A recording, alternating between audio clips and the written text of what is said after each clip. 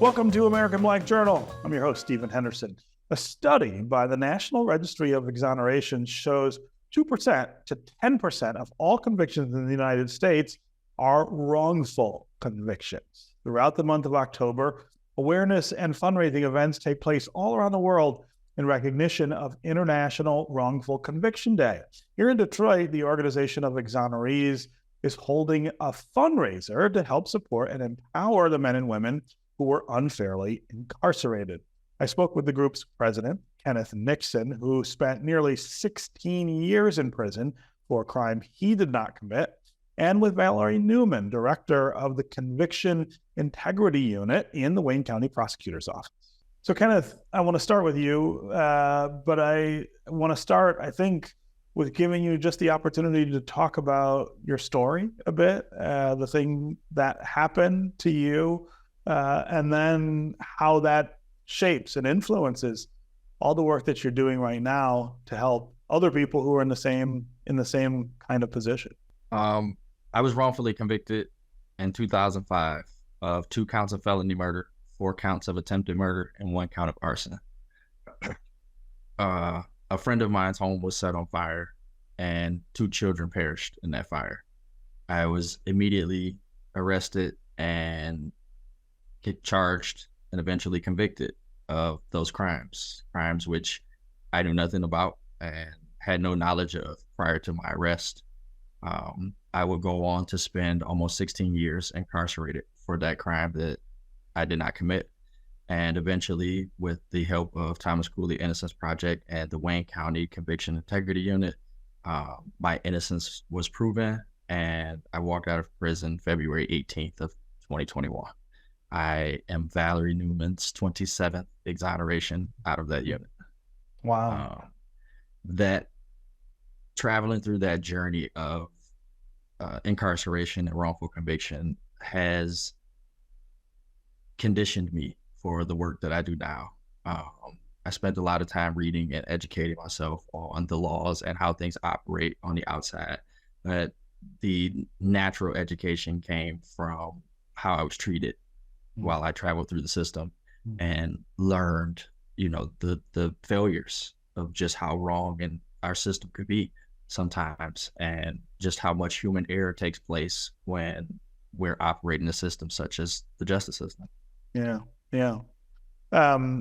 Valerie, of course, it's impressive, beyond impressive, that Kenneth points out that he was the 27th person that you were able to help in this way in 2021.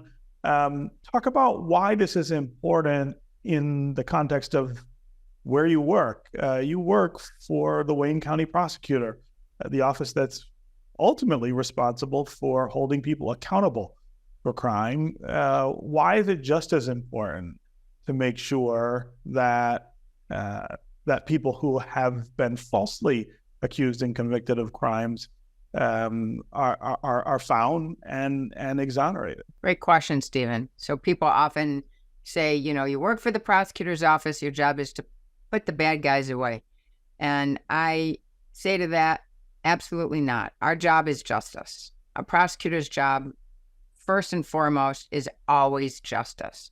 And when an innocent person has been convicted of a crime, that does injustice on many, many levels. Obviously, the individual level can serve time for a crime he didn't commit. It does an injustice to him. It does an injustice to his entire family, his son who had to grow up without him, his mother who did not get to celebrate birthdays with him and other celebrations, and people who passed who he wasn't there to be able to support his family, and in a myriad of other ways that Ken was taken away from his family and his community. It does an injustice to the victims, because the victims deserve to have the person who committed the crime, especially in a case like this, such a heinous crime, a firebombing of a home where multiple people are living in that home and 2 people perished. That mother and those children who survived deserve to have the person who did that to them taken off the streets so they can't do it to another family. And it does an injustice to the entire community, because oftentimes people in the community know that the wrong person was convicted. We had one case where the victim's sister stood up in court and said in open court, "You have just convicted the wrong person. This man did not kill my brother." She knew it, and the whole community knew it, and it left a very dangerous predator out on the streets to commit additional crimes. So this work, I would say to any naysayer, is an integral part of any prosecutor's office, because we have an ethical obligation to do justice, and justice is not served when you incarcerate the wrong person. Yeah, yeah. Kenneth, tell me a little about what it's been like to be free again, but also what it's been like to try to put your life back together, the challenges that exist for folks who find themselves in that situation, and then talk about what you're trying to do to help other people. It was very difficult at first, and I faced a lot of hurdles that to me just were unnecessary and burdensome. Just basic stuff with gaining proper identification, vital documents. These were huge hurdles that I had to overcome. And, you know, they're all connected. You can't get a birth certificate without a social security card. You can't get a social security card without a birth certificate. You can't get an ID without having one or the other. So, you know, the process itself, it was very difficult and extremely burdensome. And one of the bad assumptions is that when you're exonerated, your record is immediately clear. Mm-hmm. That is not a true statement. I still had that conviction on my background check for 2 years. It was just recently removed in January of this year. And, you know, that's hard. It's hard to have to repeatedly explain to an employer why this error shows up on your background check, or when you're trying to get housing, or just trying to feed your family, right? These are all hurdles and barriers that create a level of instability in a person. It creates an insecurity because you're doing your best to be a citizen and try to reintegrate as much as possible. But there's so many systemic barriers that have been erected by society that it causes hardship for people. It causes unnecessary hardship. And, you know, a person in my position, I came home and I had a lot of help, right? Everybody doesn't have access to Valerie Newman. Everybody doesn't have access to very good quality attorneys or access to state representatives or business leaders throughout the state of Michigan. I had all of that, and it still took me months to gain just the basic information to become a citizen. I mean, let's look at the reality of things, right? Without an ID, you're not even a citizen of the state of Michigan. Without a birth certificate, you're not even a citizen of the state of Michigan. So I couldn't go anywhere without those documents, literally nowhere. So, you know, it's hard for you to try to make a smooth transition when there's so many hurdles and barriers in place. The work that I do now, we try to highlight those systemic injustices because they are injustices, especially for people that have been wrongfully convicted. First, you take everything from me, and now I have to reprove to you that I'm the person that you've had in custody all this time in order to become a citizen of the community that you took me away from. So it gets very, very hard, but we try to bring as much awareness as possible. And we do that by building relationships with stakeholders and key players that make these decisions. And we try to bring to their attention just how difficult these barriers can be for someone returning to the community. Yeah. Valerie, it says in the statistics that 2 to 10% of all convictions in the United States are wrongful convictions. I mean, that may not sound like a big number, but it represents a lot of people. Yes, it's a lot of people. Very high error rate. Talk about how we bring that number down in addition to helping people who were wrongly convicted, you know, to get their lives back together. Absolutely. I think a big part of conviction integrity units is not only to get the people who are wrongly convicted or innocent out of prison, but also figuring out what went wrong.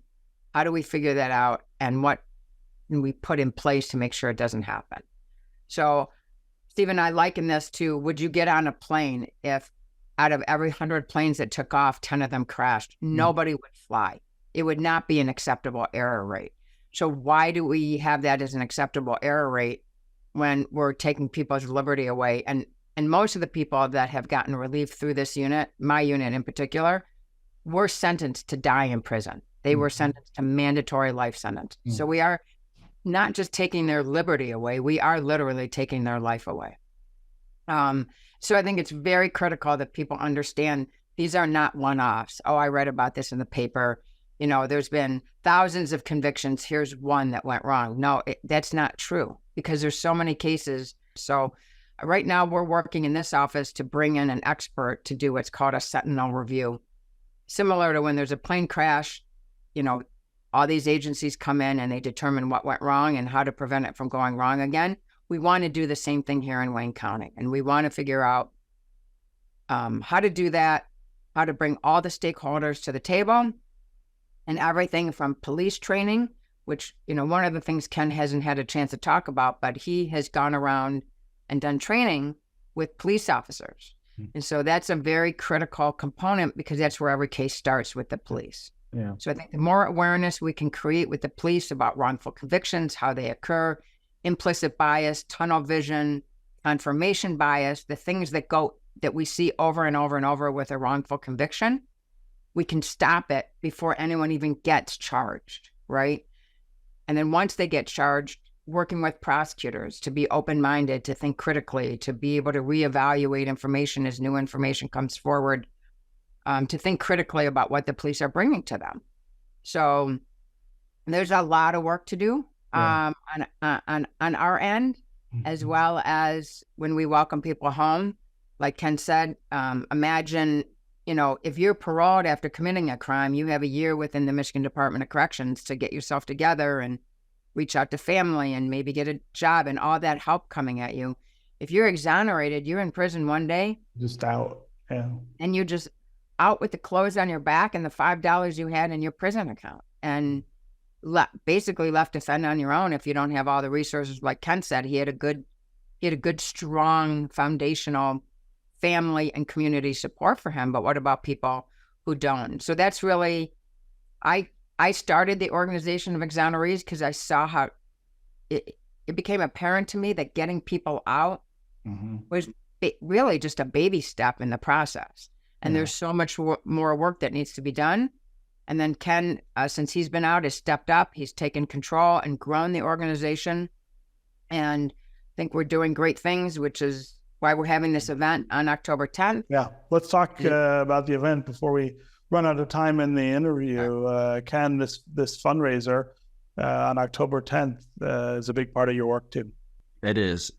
This fundraiser is designed for us to give people an opportunity to really show their support in a way that we haven't traditionally, not that we haven't allowed, but we just haven't had access, right? The foundation of the Organization of Exonerees is pretty new. Right? There was no lane for what we're doing prior to a few years ago. So we've built a lot of support in the community and across state lines. So we hear from a lot of people that, you know, they want to help. So we wanted to figure out a way for them to help monetarily. Yeah. And the money will go towards helping people, right? The things that we've talked about, those struggles, there's so many other struggles that we haven't had an opportunity to discuss. Mental health is real, right? Transportation, quality healthcare, those things are real. That stuff is things that we actually deal with on a regular basis. You know, just having the ability to eat what you want, when you want, having quality housing when necessary. Not everyone comes home and has a relative to go to. Some people we have to put up in a hotel for a couple of months at a time because they don't have anywhere to go. Or if they do have a place to go, their family isn't equipped with the ability to give them what they need to necessarily live a quality life, right? We had a situation where we were under the assumption that someone's family was taking good care of them, only to find out this person was sleeping in the basement on a box spring because they couldn't afford a mattress.